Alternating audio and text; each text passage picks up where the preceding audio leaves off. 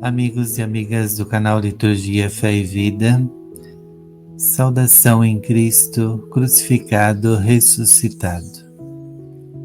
Estamos aqui mais uma vez para o nosso encontro semanal da reflexão do Evangelho Dominical, a nossa Páscoa semanal. Hoje, segundo domingo da Quaresma. Para iniciar este momento de reflexão, de oração, nós queremos fazer um momento de silêncio e fazer a nossa recordação da vida. Quais foram os fatos que marcaram a sua semana? Fatos bons, fatos não muito bons, na sua vida pessoal, na sua vida comunitária, no trabalho. O que nos trouxe alegria a nível de Brasil, a nível de mundo, o que nos trouxe tristeza a nível de Brasil, a nível de mundo.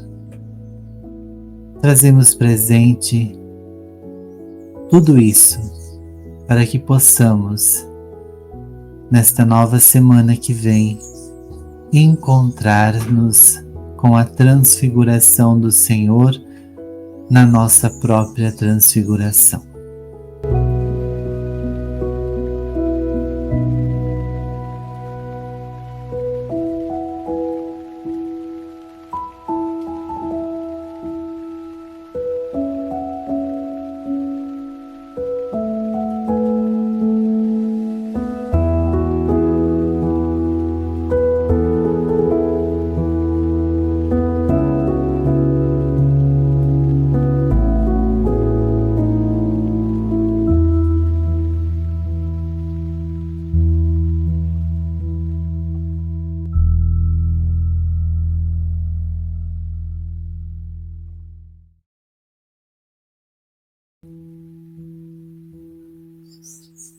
Proclamação do Evangelho de Jesus Cristo, segundo Marcos. Naquele tempo, Jesus tomou consigo Pedro, Tiago e João e os levou sozinhos a um lugar à parte sobre uma alta montanha, e transfigurou-se diante deles. Suas roupas ficaram brilhantes e tão brancas como nenhuma lavadeira sobre a terra poderia alvejar. Apareceram-lhe Elias e Moisés, e estavam conversando com Jesus. Então Pedro tomou a palavra e disse a Jesus: Mestre, é bom ficarmos aqui. Vamos fazer 3 tendas, uma para ti, outra para Moisés e outra para Elias. Pedro não sabia o que dizer, pois estavam todos com muito medo. Então desceu uma nuvem e os encobriu com sua sombra, e da nuvem saiu uma voz: Este é o meu filho amado, escutai o que ele diz. E de repente, olhando em volta, não viram mais ninguém, a não ser somente Jesus com eles. Ao descerem da montanha, Jesus ordenou que não contassem a ninguém o que tinham visto, até que o Filho do Homem tivesse ressuscitado dos mortos. Eles observaram essa ordem, mas comentavam entre si o que queria dizer ressuscitar dos mortos. Palavra da salvação. Glória a vós, Senhor.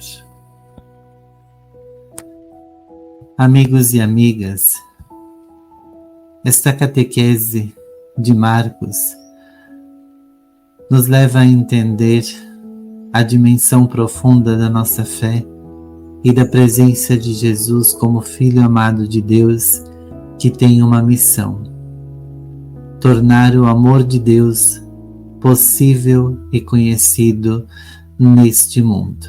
Mas não qualquer amor, o amor ágape, aquele amor que ama acima de qualquer situação. Para entendermos um pouco esta catequese, é preciso entendermos o que se passa antes desse momento. Jesus começa a ser confrontado nos seus ensinamentos com os mestres da lei, com os fariseus, com todos aqueles que estavam no ápice do poder religioso do seu tempo. E isso gera um desconforto entre os próprios discípulos. Será que nós estamos seguindo a pessoa certa? Porque quando Jesus é interpelado para dar um sinal de que ele realmente está fazendo tudo isso em nome de Deus, ele se nega. Porque dar um sinal significa tentar a Deus, e esse não é o caminho proposto por Jesus. O caminho proposto por Jesus é mostrar o rosto misericordioso de Deus para com a humanidade, não o rosto castigador. E então, os discípulos se sentem um tanto com medo, sem saber o que fazer. Eles começam até mesmo a duvidar da sua fé. E esse é um dos últimos momentos de Jesus na Galileia.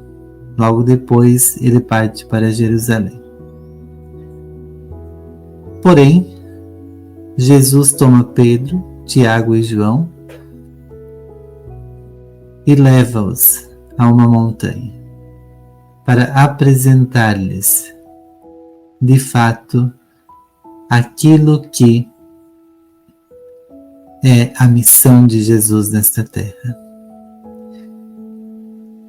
E então, quando Jesus está com eles na montanha, ele se transfigura. As suas vestes, o seu rosto se tornam iluminados. E assim, junto com Jesus aparecem Elias e Moisés. Alguns elementos importantes precisamos entender aqui. Subir ao monte significa um lugar sagrado. Foi no monte que Deus se revelou a Moisés para que ele libertasse o povo de Deus da escravidão. Foi no monte que Moisés recebeu as tábuas da lei, os mandamentos de Deus para a humanidade. Foi no monte que Jesus se transfigurou e Moisés e Elias representam a lei e os profetas. Então quer dizer que Jesus não está aqui sozinho, e ele não veio por si só, mas ele veio para unir o primeiro e o segundo testamento, porém com uma missão nova. No primeiro testamento, Deus se revelava parcialmente aos profetas e estes o revelavam ao povo. Mas agora Deus se revela em plenitude no seu Filho.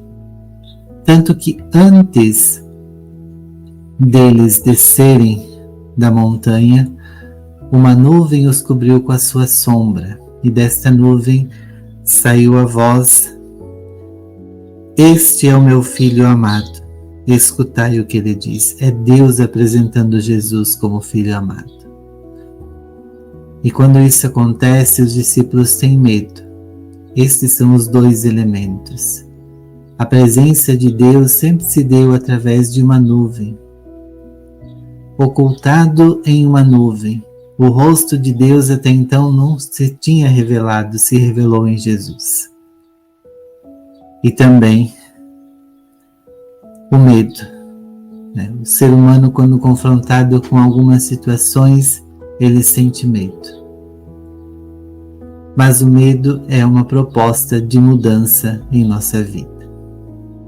E assim nós podemos concluir dizendo que os nossos medos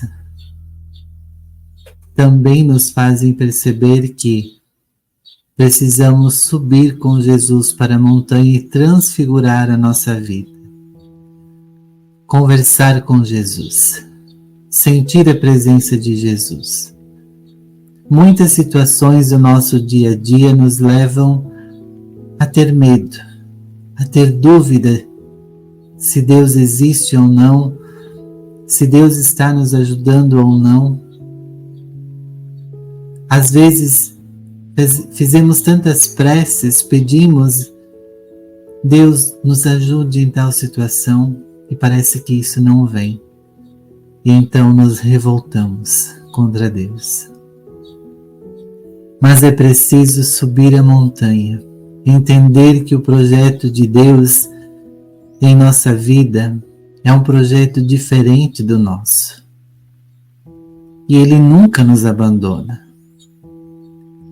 Ele nos prepara para enfrentarmos situações complexas em nossa existência.